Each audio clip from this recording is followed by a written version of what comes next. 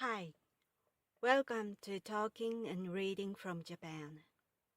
I'm your host, Hidemi Woods.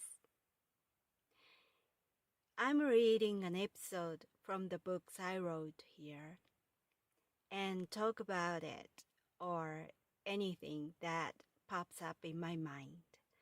I'm so glad you dropped by here. Thank you.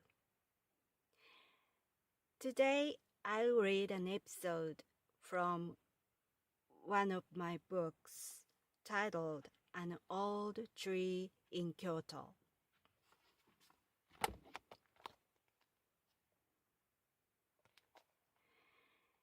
Today's episode is called That Large Amount of Tears. It's about one of my dreams that I happened to see one night.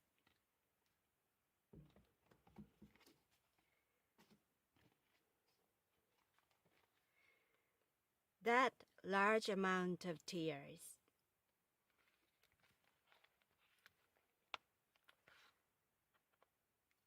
I had a dream about my grandparents on my mother's side last night. Both of them have passed away. My grandfather 9 years ago, and my grandmother 8 months ago. I attended both funerals, but I didn't cry there because I was nervous about meeting a lot of relatives and ritual customs that I had to follow. It was quite later on when a sad feeling of having lost them sank in. In the dream, I was having dinner with my grandparents and some relatives. All of us knew my grandparents would soon die, and it was a farewell party for them.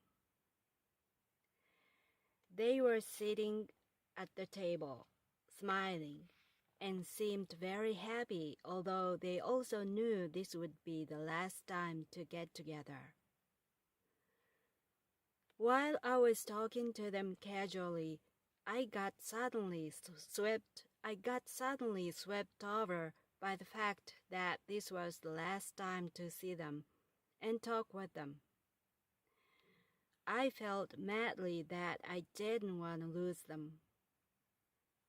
Then, tears spurted from my eyes like a cartoon.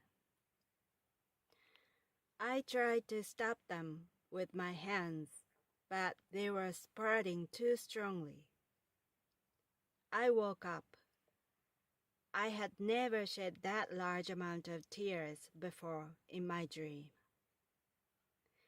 Maybe I had this dream because I missed them badly, or because I got drenched in the rain yesterday on my way home from Costco and the wet sensation still remained on my face. That was today's episode. My grandparents on my mother's side,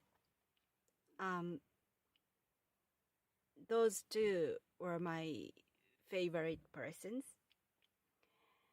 and they passed away.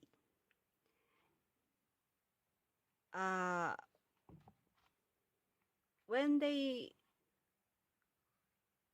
each of them passed away, I sort of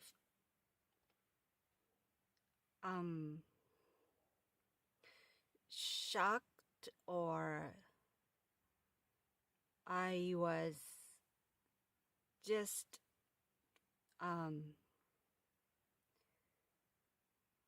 frozen to swell, to not to swell, to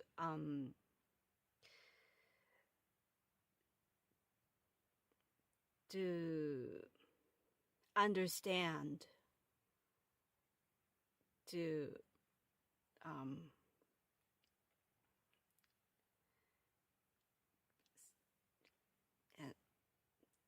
make myself to get the fact they were not with us anymore was not so easy, but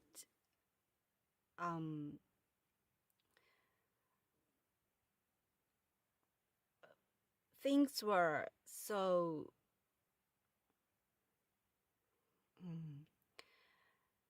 going and coming quite fast and quickly, one after another, when you have someone's funeral around you. So was not enough time to grieve.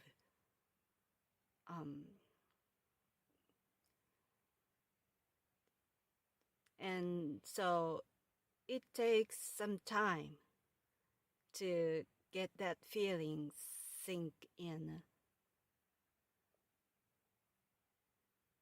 I think everybody has that kind of experience. But when someone close to you is gone, suddenly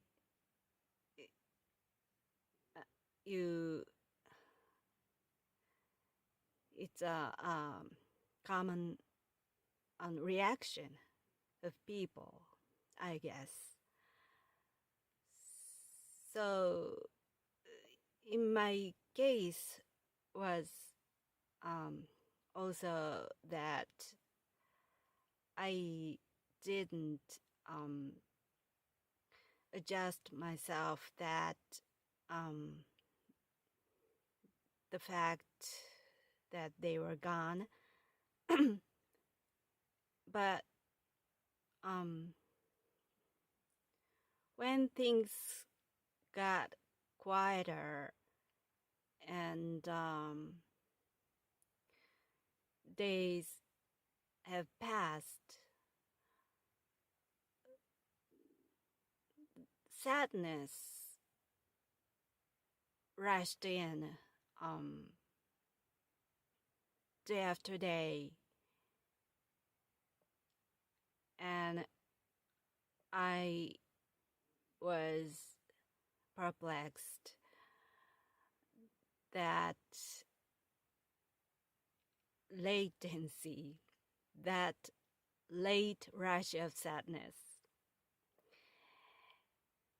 And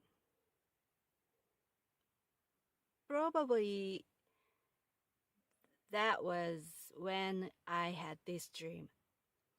I was thinking about them. And I realized my sadness I was holding inside me in my dream. And I noticed my real feelings about their passing. And it exploded in my dream. And so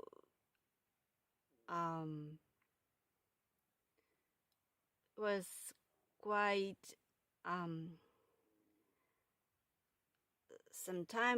after some time when I had that dream after my grandparents passed away. So it was really weird for me. I thought, now? Why? But in my dream, my feeling was so vivid, so real. And I cried so much in my dream. I dream a lot. I think I dream much more than other people. I don't know what's an average of having a dream at night, but I'm quite certain that I have a dream more than an average if there's something such there's such thing as an average of dreaming. I think my dreaming is above average, and my dreams are all so vivid, uh, so realistic, and sometimes it's hard for me to recognize or distinguish between reality and dreams. And um, every dream I have is quite realistic, and um, they look like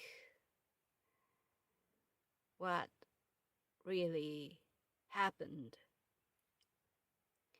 So feelings or sensation during those dreams are also so real to me. And in that particular dream of this episode, I was crying so hard, and I my tears are tears were literally spurting from my eyes, and was my I felt wetness around my all over my face, and when I woke up, I remember the other day's experience of mine. I went to Costco and got drenched by rain on my way home. And that sensation was mixed in that dream. That's why my wet sensation was weirdly real in the dream.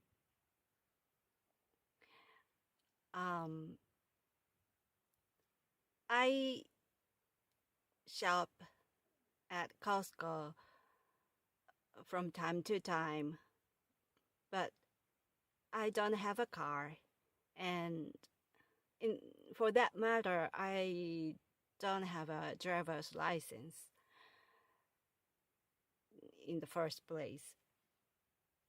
So as you can imagine, going and shopping at going to and shopping at Costco without a car is quite an ordeal.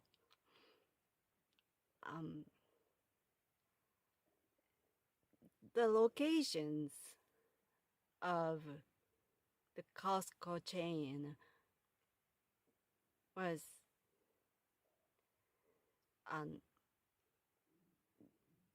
inaccessible with the public transportation.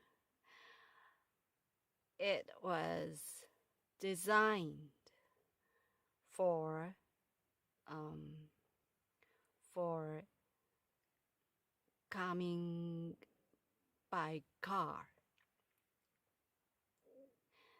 So like a customer, for a customer like me who who has neither a car nor a driver's license, to reach the location itself was very, very difficult. And in my case, I take a train and transfer to a bus and then walk to Costco from the bus stop. And the problem is way home, way back after shopping. Because, as you know, a big amount of items I need to carry by myself. And everything in Costco is gigantic. And was like, I was moving without a car. I feel like it's not shopping, but moving. And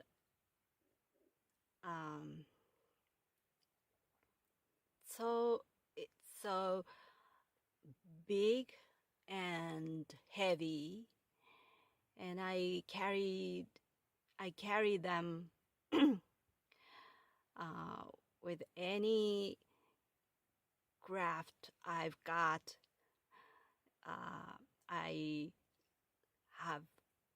I have learned in these years. Just it's like getting away or running away. It's like a midnight runaway. I'm sure I look like that to others. So my hands are full of items I shopped, and my backpack is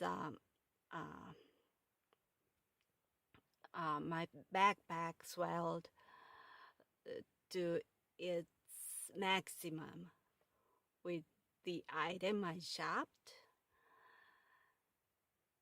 So if it rains, there's no hand available for an umbrella. And on this day, in this episode, I didn't have a raincoat. I didn't expect it would rain. So it turned out to be a disaster. I got out of Costco with almost crashed with shopped items, and it started raining. But I'm not an octopus, so I have no other hand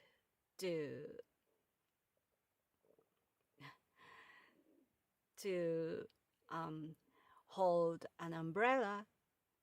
So I just got drenched walking toward the bus stop.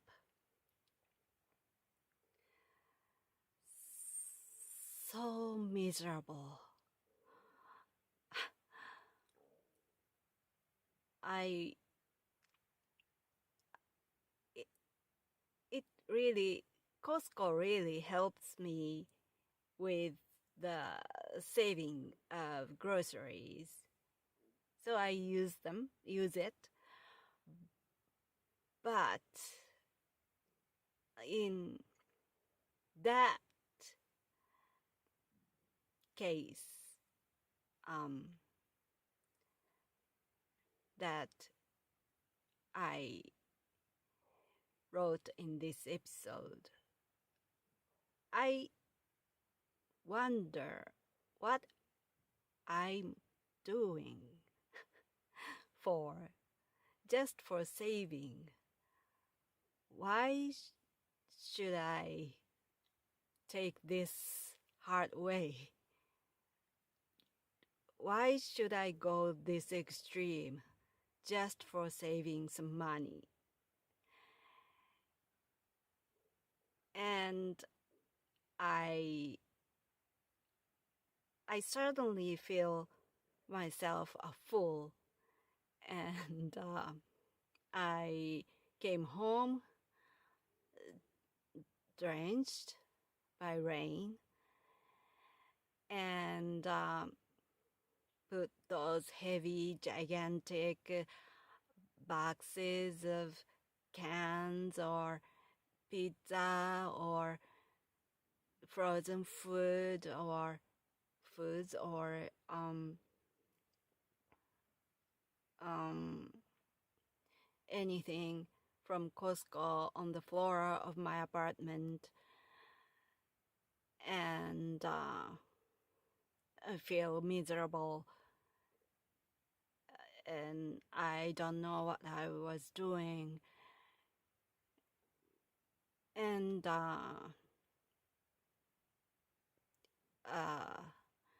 I woke up with this dream with um, um, the drenched sensation all over my face, all over again in my apartment. So it's so difficult and hard and miserable to shop at Costco, but Costco is really a mystery because it's kind of toxic, because I just need to go back there to shop. I can't stop enjoying shopping there. And dreams are interesting and so strange because that um, drenched sensation got mixed into the sadness of my grandparents passing, and that entangled together, mixed together. And then there came the one weird dream like that. And so, ingredients of a dream is really unexpected, strange, odd, and interesting, I think. Well, that's all for today. Thanks for listening. I'm Hidemi Woods. I hope you come back here and join me again. Thank you again, and until next time, Take care and be well.